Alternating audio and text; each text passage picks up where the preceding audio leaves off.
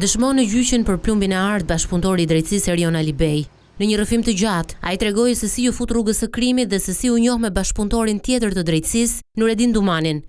Erion Alibej akuzohet nga SPAK për vrasjen e Dorian Shkozës dhe Angelo Avdis, vëllezërve Besmire Viktor Haxhia, si dhe Emiliano Ramazanit dhe Riger Srunaj, ndërsa tregoi se ekzekutimet janë hakmarrje për vrasjen e vëllait të tij, Endritit. Nuredin Dumanin e kam njohur pasi kam dalë nga paraburgimi i Elbasanit, fillimi i vitit 2020. Kishte dëgjuar që unë jepja 100.000 euro për dikë që mund të vras Talo Çelën dhe 200.000 nëse ma sjellin të gjallë. Unë dija gjithçka mbi Nuredinin, kisha prova, fakte, foto, adresa. Vjen Nuredini, takimi zgjati 2 orë e 48 minuta. E kam regjistruar gjithë bisedën, e dëgjova për gjithçka.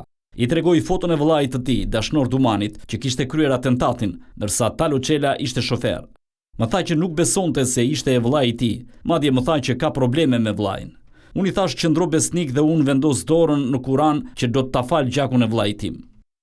Me Nuredin Dumanin ai thot se hartuan vrasjet e disa personave, për të cilët ai ishte i bindur se i kishin ekzekutuar të vëllain Endritin në 2018.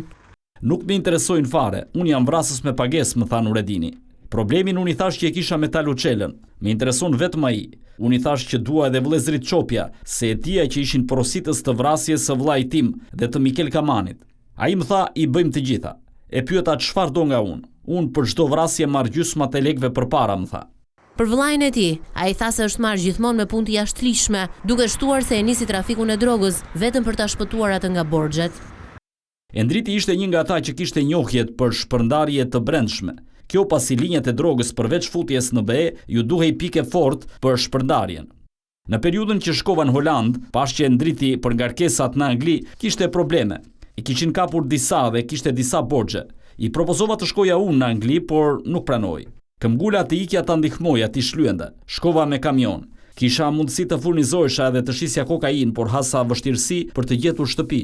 Arrita të shlyej një borxh shumë të madh që kishte Endriti në atë kohë. Punën e ngrita në nivel të mirë dhe të madh, aq sa rash në sy, dhe nisi të përmendej emri im.